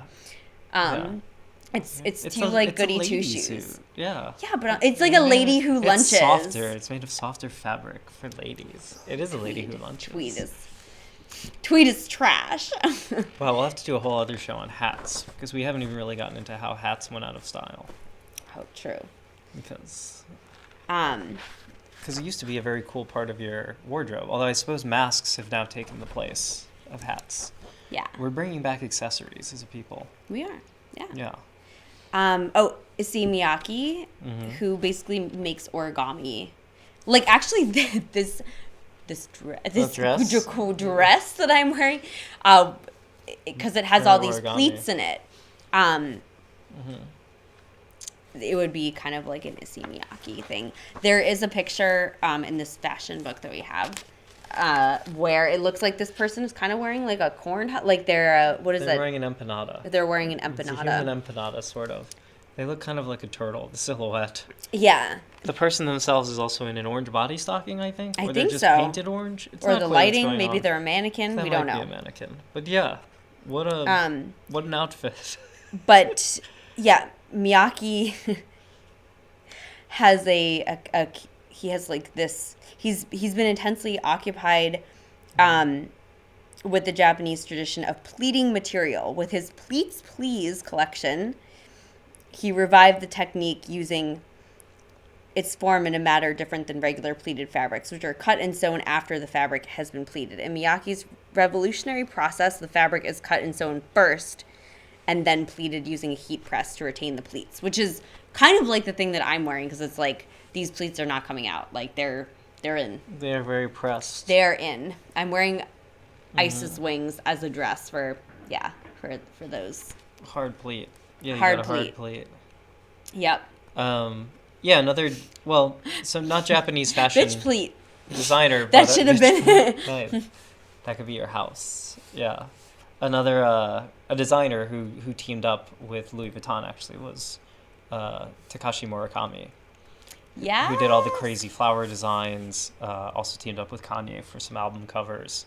But yeah, you can find it on YouTube. There's a very silly, it's a Louis Vuitton video, but involves like a cartoon character falling into just this insane dimension full of crazy little creatures, by Takashi Murakami. But I liked it because that's like a great pattern that no one can copy. It's Yeah, like that all flower. those like crazy little cartoon flowers and like the insane teddy bears. Yeah, the insane teddy bear posse. That's. So you also have Karl Lagerfeld, who I'm kind of obsessed with it. Cause like, I mean, he's just like such a funny person. Cause he used to be like this larger, like very queeny guy with a fan, like all the time with this fan. I mean, I think he still had the fan. You after. love Karl Lagerfeld, the person, and his own personal Yeah. backstory. But also he like talked like a vampire. Like he was like, "Oh, I wash my hair. My hair is white, and I wash it with a special shampoo called chlorine." Like, and he had this cat. He has this cat that has. It's like this like Persian cat, I think, who has millions of Instagram followers, and So he said Mugatu from Zoolander. I think might is be like a car is based on very Karl much based on Lagerfeld. Karl Lagerfeld. Yeah. Doesn't Mugatu have a hairless cat? Yeah. Yeah. Yeah. And Does he? Yeah. Or are we thinking of? I think we're thinking of Austin Powers. Oh, Dr. Evil has a hairless cat? Yeah. Okay, maybe. Let I us don't know. know if Mugatu had a pet or not. Mugatu had an assistant who he, has a flirtatious exchange with. But Yeah, and Karl Lagerfeld, he got like surgery or something. He lost like a bunch of weight, and then he became like super vampirish, and he like gave this interview to Vogue where he was like, I have one cracker, and then I wash my hair with chlorine, and then I pet my cat, and I would marry. He said he would marry his cat if he could. He's like, I love my cat. But he really, Chanel was kind of like, fading, and he really revived the brand while still keeping it iconic with like this, like he just embellished the suits in a different way. yeah, I mean, it's a fashion house that's over 100 years old. Yeah. So, yeah. There's this sort of like high collar baby blue ruffle thing, which I really love. With the black little Black little bow. on it. It's kind of like a little Victorian, bow tie sort of thing Victorian going. Nouveau. I love it. That's a do. It's a do. It's a do for me. That's a do for me. Yeah. So, Ralph, you did just page past I Ralph did. Lauren, so they might not be. Well, I don't know. Right, started with a necktie. yeah. Ralph Lauren actually is also inspiration for Mugatu, who famously in Zoolander invented the piano key necktie, because Ralph Lauren started with a necktie, His colorful, also. wide, and in a collared style. Oh, spiked on whites here. Hey, we're just going through some We're going through designers designers. and talking about what they're known for. When we're, But yeah, Preston, if you want to go live with us and tell us anything about fashion, because you're the expert, the real expert, be our guest yes. anytime. It's Preston from Masks of Masculinity, Yeah. his podcast about masculinity. And I was math. gonna say mostly masks. Yeah, we were just finishing up, I guess, paging through our designers. Our right? designer Oh, there he book. is. Yeah. We'll go. We'll go live. I was going to talk about, I wear some Ralph Lauren Underwear? myself. They're ready-to-wear brand called Polo, which you may have heard of. Hello. Hello. Hi. Speaking of the Mask of Masculinity, I was just on my weekly men's group meeting with the group that I'm doing that for. Oh, cool. That's awesome. anyone listening out there, they are Detoxifying Masculinity NYC on Facebook. You can find them there. And we talk about, men opening up their emotions, trying to bring women and non-binary individuals up to the privilege that men have, et cetera, all kinds of issues. But interestingly, the title of that podcast, Masks of Masculinity, actually came from a game. Oh, really? There's a tabletop game called Call of Cthulhu. Yeah. Yes. H.P. Lovecraft and the Cthulhu mythos. Mm-hmm. And in it, there's a module called the Masks of Nyarlathotep. So if anyone knows that, that's where I got the name from. Wow, We I see. love that. That's such a good origin story. But masks, yes, are definitely a type of fashion. You have like your classic Venetian mask, your opera mask, more so used in costuming today. It's like we don't really go to like masked balls anymore except on Halloween, and we Or sleep no more, I guess. Sleep no more. True. And then the interesting thing about that, of course, is that you're all meant to. It's a way of distinguishing yourselves from the other actors. I mean, if someone were to take their mask off at Sleep No More and to start dancing, what would happen then?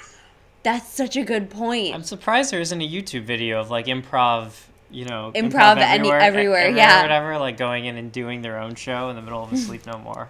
Yeah, I'm sure it's happened. This is Jackass. This is take Jackass. take your mask off and Sleep No More. Sleep No More. Yeah. Well, some of the things I see those dancers doing at Sleep No More, they get into some real acrobatic shit there, like the way they can pin themselves up into high up places and things. I think if somebody was doing that, they'd probably have to call security and be like, we don't know if you're professionally trained or what, but you need to get down. Get down now, sir, please. You need to like spray them. Yeah. So yeah, we're so excited to have you back because you came on to our dystopian fiction episode and were so fascinating. Told us about dystopian fashion, and now we're just talking about fashion, haute couture, and the fashion designers and. We've gone through a lot of history. Yeah. The history of textiles as well, leading into fashion, and we talked about Louis XIV and Charles Worth, and then you've been going through all the 20th century major fashion houses. So You should have has Sai come on yet? Because his mom worked for Halston. We did not know that. Oh my gosh, he hasn't come on.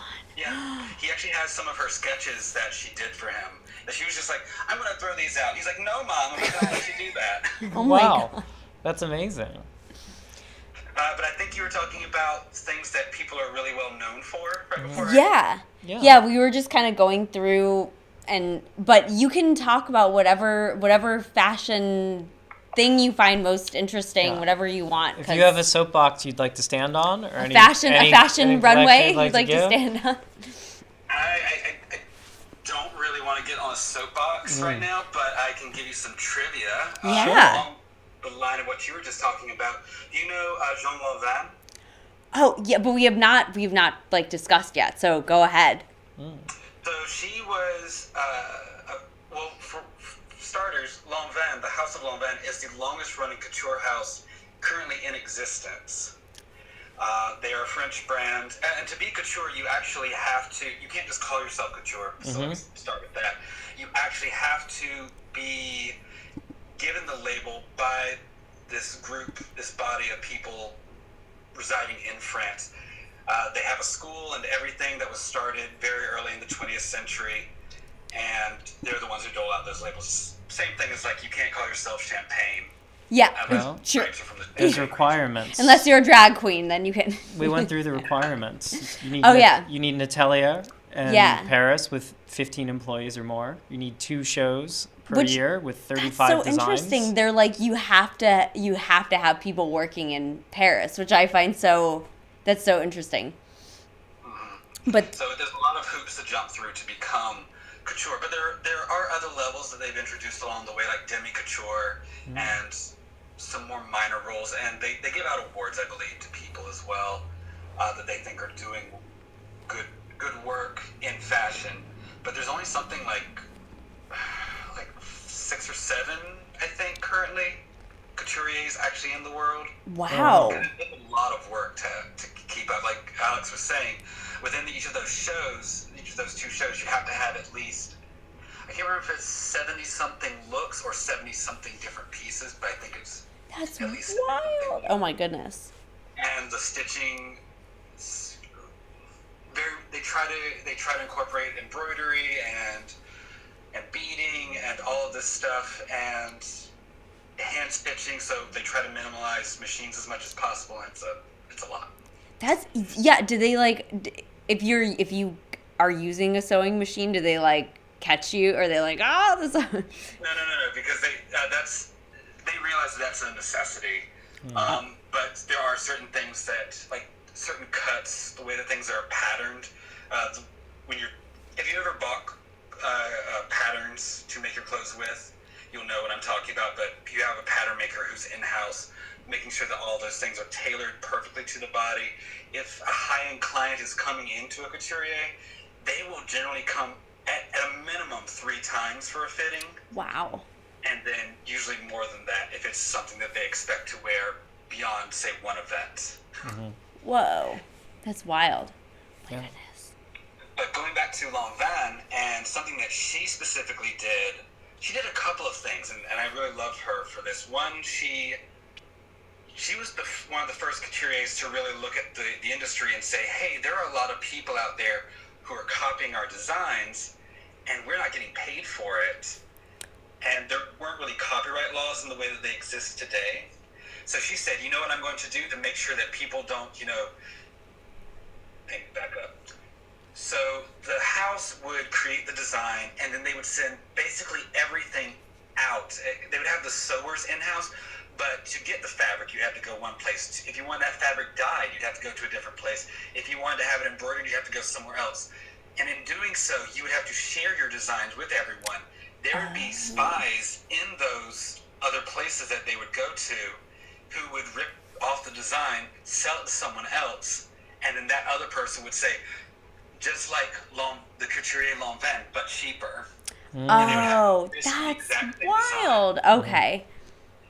So Lanvin said, you know what? I have a little bit of money. She married into a wealthy family, and she said, I'm actually going to go and buy a dyer. She went and bought a dye factory and staffed it. She went and bought, I think she bought an embroidery house as well, and all these smaller businesses, and she really vertically integrated the fashion industry. She was one of the first people to actually do that, and thereby she was able to minimize people from outside being able to steal her designs. That's so cool. Nice. That's awesome. Just keeping it in-house. Smart. For real. Yeah, exactly. Yeah, you had to do it. It was a cutthroat business then, just as today. That's wild. Wow. Oh my goodness. Well, there's tons of knockoffs, right? Like even in New York, we can go outside right now and go get a Chanel or purse, Louis Vuitton piece of Or you luggage. can even go to Zara. Yeah. One of the biggest producers of sort of knockoff fashion right now.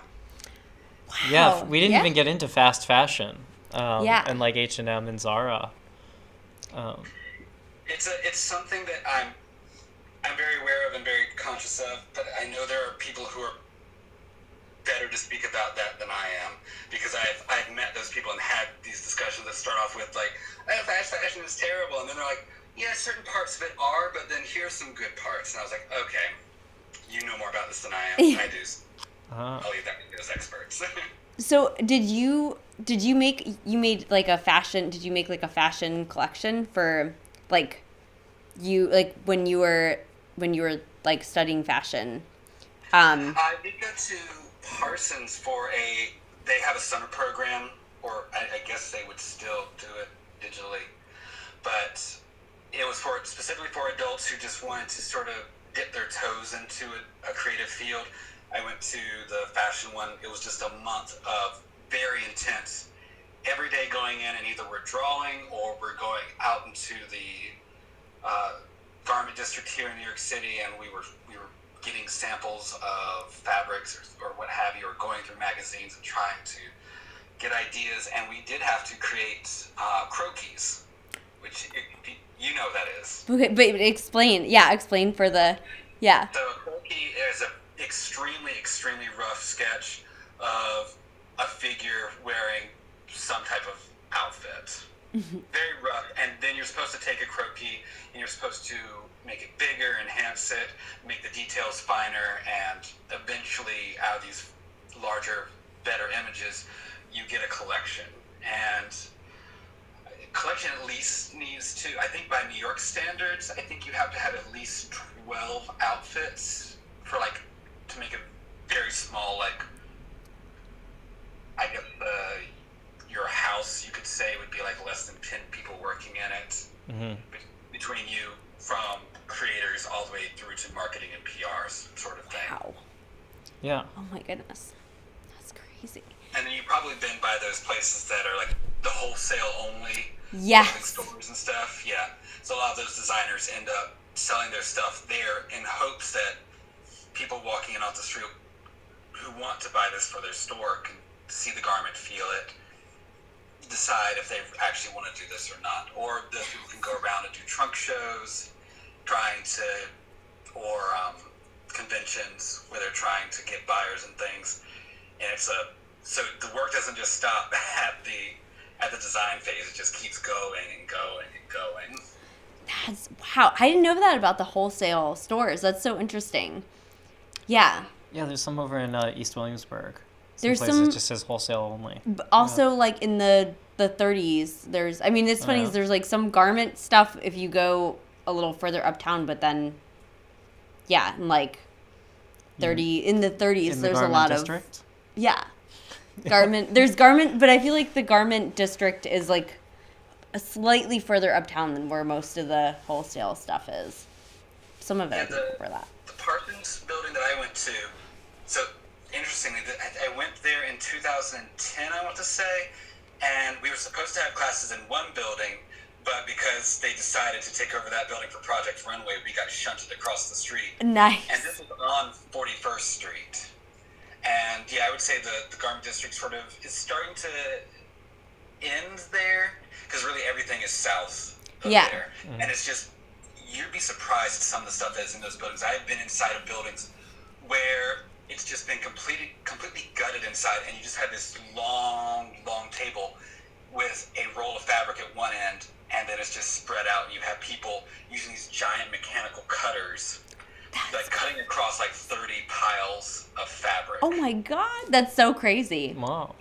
That is so cool. But if you want to talk about wearing masks, you definitely need a mask in those places, because all that stuff will get into your lungs, and it's not pretty. Oh my god. Yeah. Yeah, the fabric in the air. Like I have dressmaker lung. And then we like mentioned Alexander McQueen, but we know that you are a fan because you did a DJ set about Alexander McQueen. I think right when quarantine started. Yeah. Is there anything you want to say about him and his work, or you're like? It's hard to think of something that hasn't been said already, and if you love McQueen, I feel like you kind of go down that rabbit hole. I did get to go right before the quarantine to, I think it's the New York Historical Society. So where the Natural History Museum is, right to the south of that, there's another smaller museum there, and inside of it, they were having a small exhibition for just a few days right before an auction of a bunch of his pieces. And I got to go in and I got to see these pieces up close. And these were things that were this woman actually had worked with McQueen, and he had gifted her these over the years. Oh, wow. So these were like straight from the working room items, and they were just fascinating to see. And more so, there's a famous person on Instagram actually. If you are interested, go to McQueen_vault, and his name is John, and he is an expert on McQueen, all things McQueen nowadays, and all great wealth of knowledge. And I was able to actually meet him, and he was just giving me, like, for some of these dresses, just the up and down of what McQueen was thinking at the time. He actually even looked at my outfit, because of course I had to wear McQueen to this. And he was like, I have these pants that were samples, so they were never actually went into production. Wow. They're from 1998. You probably see me wearing them at Secret Loft. The big, really baggy pants. Yes, I know those. Those are great pants. Oh, okay. So you're wearing those. He looked at them. He was able to confirm with me, yes, you got those off eBay, but yes, those are definitely McQueen. That's great. Oh my. Ah, nice. He was like, yeah, McQueen was thinking about going into denim, and these were an example of what he would do, but that never panned out. So. Oh wow. I might be the only person now who has this thing in the world. That's so cool. That's great. That's very That's cool. what I love about fashion. I love the unique pieces. Yeah. What's like one of your that you can think of, like one of your favorite runway things that you've seen, like either a show like on YouTube or like a piece or a moment? To stay with McQueen for a moment, I really love his, I think it's very early 2000s, I can't remember the exact year. It was spring, summer, and he called the show, because he named all of his shows, he called it Deliverance. After the film, they shoot horses, don't they? And this is actually a film that's set in the 30s, in the 1930s. And he just captured that silhouette so perfectly. And if you're a fan of old films the way I am, I love going and watching like these old Hollywood films from the 30s. It was right on point. And not only that, but the entire show is actually choreographed, and I mean actual dance numbers. Oh yes, I love that in a show. Yeah, we were looking at some of the we're looking at, like, I think it was Rick Owens, like his shows are always like they culminate in like a group number.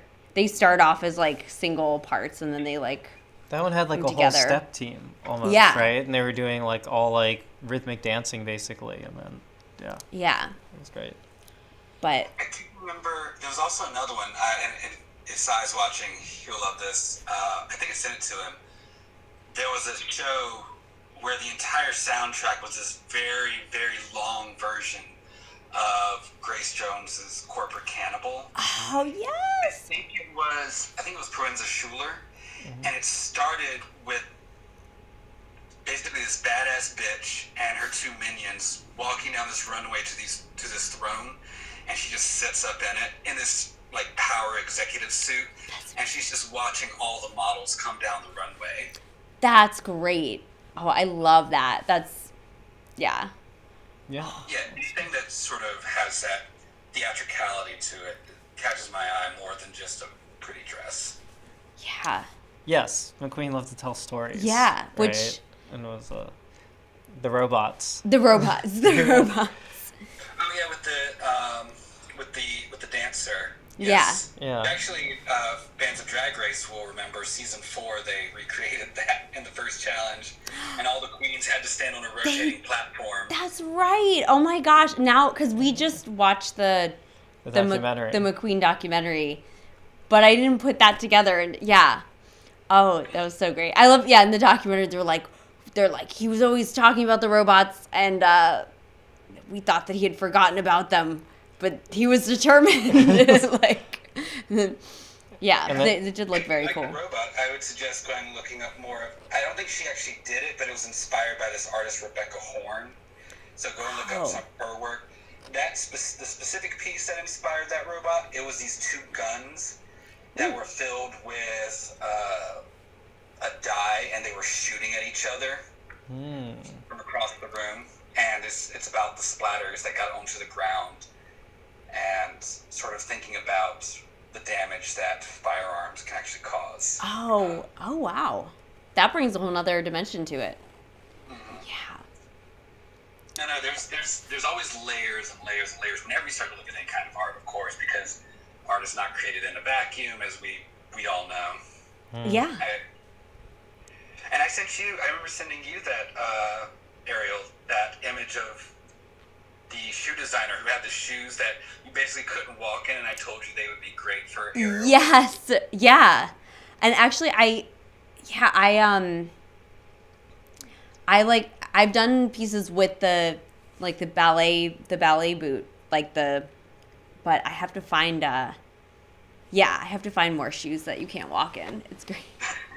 Well, make some yourself. You just, Yeah, I love that. I think that's, I think that sort of, I guess, like fetishy stuff is always really cool. Like McQueen the Lobster Claw take on the ballet boot from Plato's Atlantis. Yeah. Yeah. I'm like, it's like a platform ballet boot. It's like, yeah. The inside of the armadillo shoe is actually fairly comfortable, but the heft of it is weighty. I also saw one time the originator of the heelless high heel. Yes. He actually modeled that entire shoe off of a men's shoe, because I can't remember why the women's shoes work, but they're supposed to be very comfortable. I had a pair that was made by Jeffrey Campbell, who is a sort of mid-range designer, so they were okay, but yeah, I feel like Jeffrey Campbell is known, that people have attached that shoe to Jeffrey Campbell. When I think heelless shoe. Yeah, I love though. I don't know. I love the look of it too. I like that.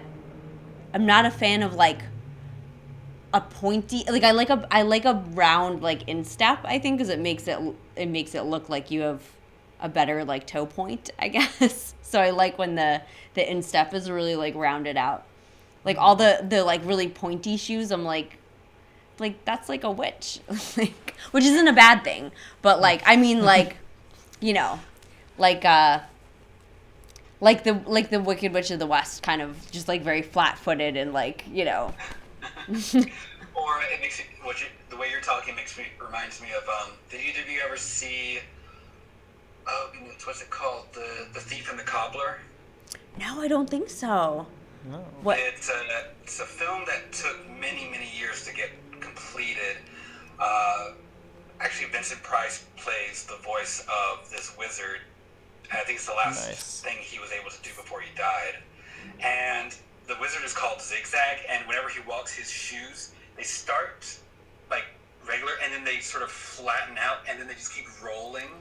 Yes, that's exactly what I think of when I see a really pointy. I'm like, oh no. Oh, the Wicked Witch. Yeah. And That's rolled out socks. Those rolled out socks. Mm-hmm. So I get If you weren't prepared to die today, you should have thought about that. So I guess so if you had your own fashion label, which you should, what would be your staple piece? What would be the Preston piece? I mean, I've given a lot of thought to this, and it's one of the reasons why I sort of left making fashion, because I realized I don't have it in my head to be able to be one of those designers who can crank out 70 pieces every year. But I think those McQueen pants, if I could just, because I love to dance. If I could just make clothes that look good while you're dancing. That would be I see. Yeah. clothes that look good while you're still a little sweaty, while you're twirling about, lots of movement. Oh, I love that. Yeah, you could make a better breakaway, if you get too hot, or Yeah, creating layers, but layers for summertime or in the club or something. Yeah. Oh, that's great. I love that. And lots of shimmer and shine. Of course, you have to. You must. Yeah. Do you have any questions? No, I'm thinking about what breakdancers wear, for example, right? But it's a lot of very baggy clothes, because they, I guess as you move it, they kind of flow with you. Yeah, and the drop crotch, Yeah, the harem pant. Did either of you go to FIT a few years ago where they had the Fashion Meets Dance exhibition? I actually did see that. Yeah, I did. Actually, one of my friends, Jeremy Williams, he is a choreographer, director. He's currently living and working in Mexico on shows there. But he produced an event for that where Valerie Steele talked with the current head of the Martha Graham School, and they had a conversation. Whoa. And then we got to see a couple of pieces from the Martha Graham School, where she actually actively thought about the dress as a part of the dance piece. Yeah. And that was really sort of my introduction of dance and fashion, and ever since then I've been head over heels. There's oh my gosh, I can't remember the name of this person, but I think you saw them as well. They're this burlesque performer who does a whole piece with it's to Bjork, like, what is it, the boy, like, song, Venus is a Boy. Mm-hmm. And it starts out with this white scarf, like it's like a, I think it's like chiffon or like some sort of very like flowy fabric, but then it's like scarf choreography like I've never seen before. Like it gets like really big and then like really tiny, and like the performer like wraps it in they kind of handcuff themselves with it, and then it's like a dress. It was like the craziest thing that I've ever seen Is it your in friend person. who also does the silk piece with the body, the puppets? Oh, Elena, she would do something like that, but it's not. This is a performer that I've seen like once at the Slipper Room, was like visiting from out of town, and then literally the last show that the last show that I went to right before, it was like the Saturday before quarantine, was the Pearl Noir had like this burlesque extravaganza, and this performer was like back again. I was like, it's you with that piece. And I cannot. It was Moscato. It was like Moscato. Something Moscato. Okay. Yeah. Like the one? Like the wine. Yeah, exactly. It was like red Moscato or something like that. But yeah, so good. Yeah, fabric is really fun to like play around with dance and movement. And you have to have an understanding of it. I'm sure you talked about this already, but like so many times people are like, well, this fits differently than this does, and it's really because it's a woven fabric versus a knitted fabric, and knitted fabric will stretch where woven won't. And I've seen people try to construct things using one or the other because they're like, oh, this fabric feels so good, and look at it, it's so light and airy, and I want it to have this, but then you put it on the body or on the mannequin, they say, I want it to have this kind of structure, and you're like, it can't. Yeah. It can't. Yeah. And then if you give it that structure, like you can always put like a backing to it, then it loses that light and airiness. And there are so many little things you don't think about when you're putting on a garment that had to go into the thought process behind making that garment. Yeah. Yeah. Right.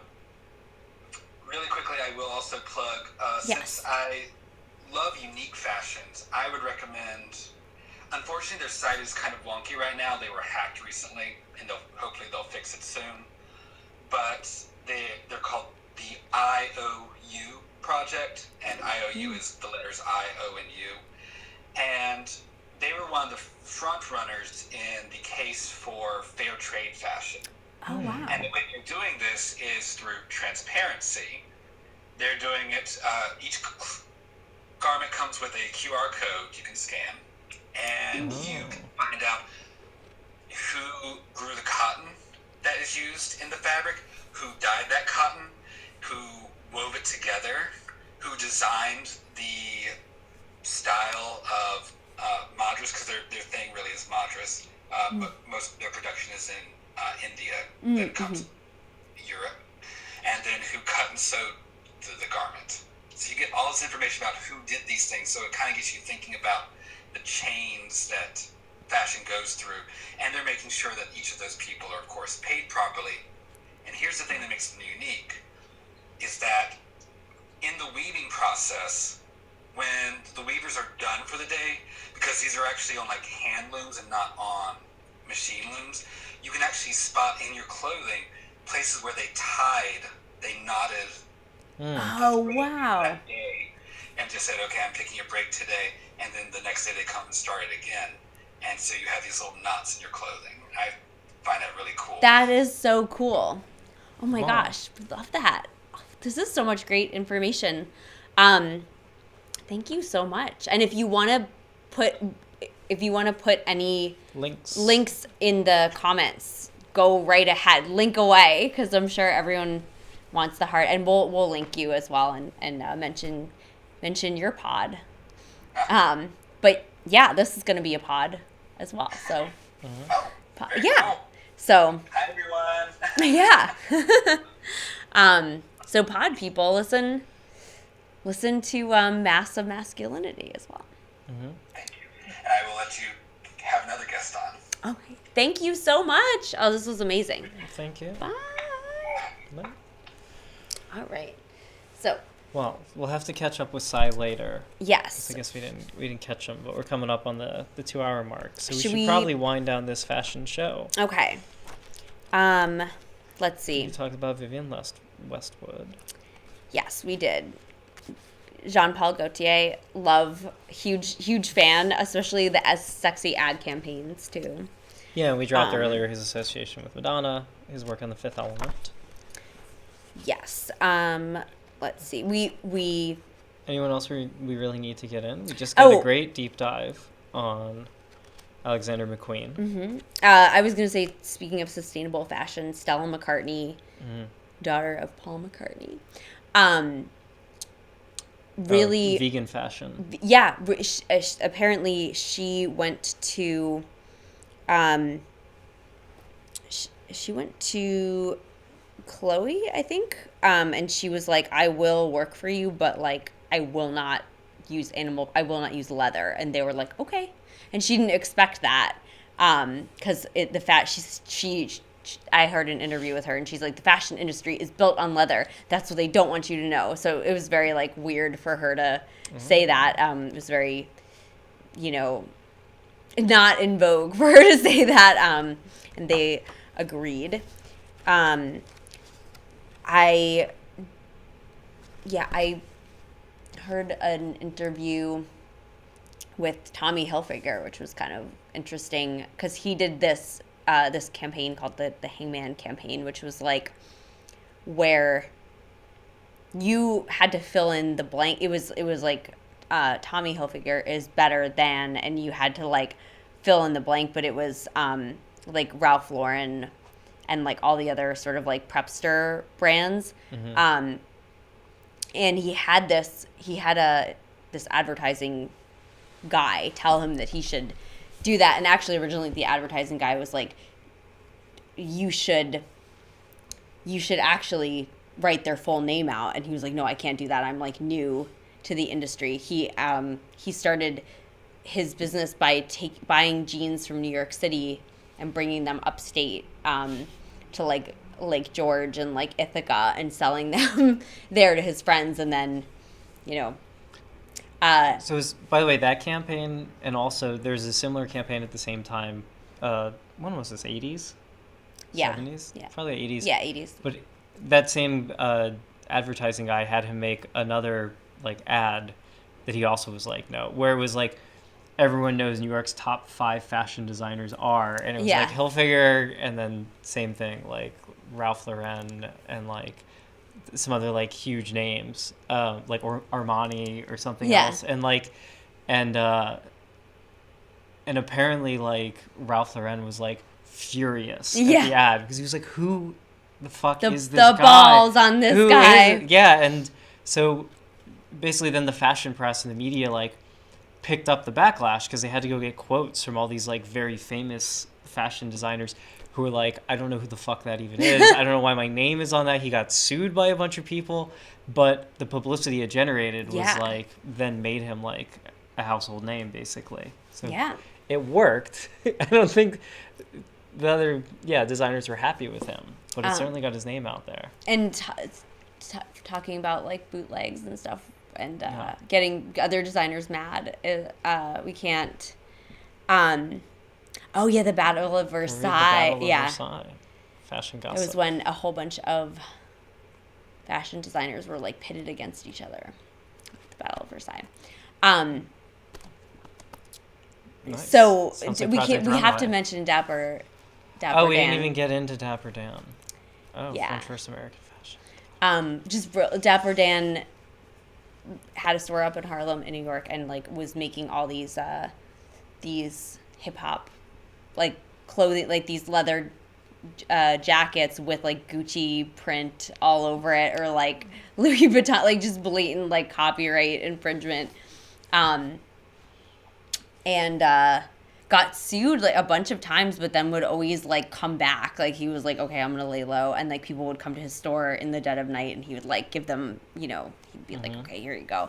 And then Sonia Sotomayor, The like, Bronx's yeah. most famous, judge. She now in the Supreme Court. like the case where she was like the judge. Yeah. That like super shut him down, and he just like would sell clothes out of like his car, like, and that really, he was like known in the hip hop like community, and kind of a lot of people attribute him to like starting he was the first person to cater to hip hop like brands exclusively, because no one else was like going up to buy a bootleg, very gaudy like Louis Vuitton covered jacket.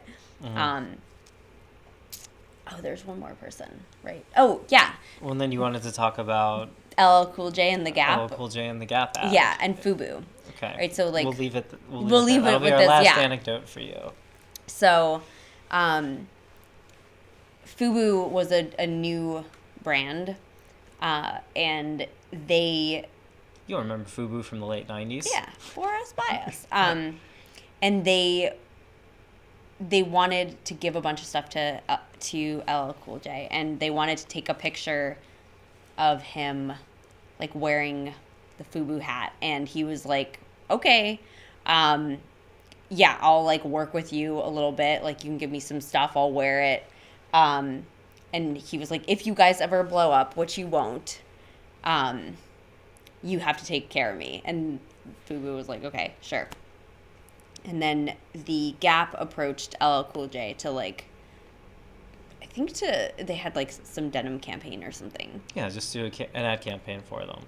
And he was like, yeah, but I'm kind of like working with FUBU, so like, can I wear a FUBU hat? And the Gap agreed, and they wanted him to do a rap for the ad campaign, and he like did a freestyle rap. They didn't write the rap for him. They're like, you write it. Yeah. Just about clothing, about fashion. And do a rap. he was rapping about like FUBU. He was like, the Gap is like for us, by us, and he was wearing the FUBU hat, and literally like everyone on the Gap side of that campaign was fired because they were like, what? Like, you're giving a little baby like streetwear brand. They cut the commercial and rolled it out though. They did, but then they took it back, and then all these kids started coming to Gap looking for FUBU, but ended up buying some Gap stuff, I guess, anyway.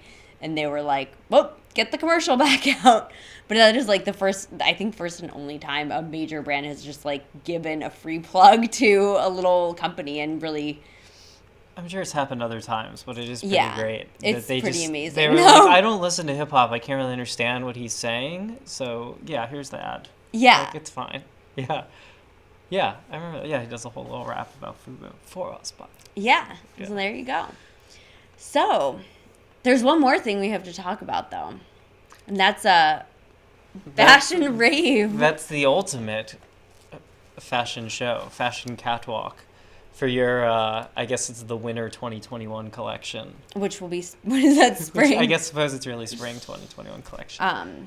Secret Loft will be presenting our own musical rave fashion show this weekend. Ariel musical rave. Yeah, we won't have 35 or 70 looks or whatever, but we will have 3 to 4 looks.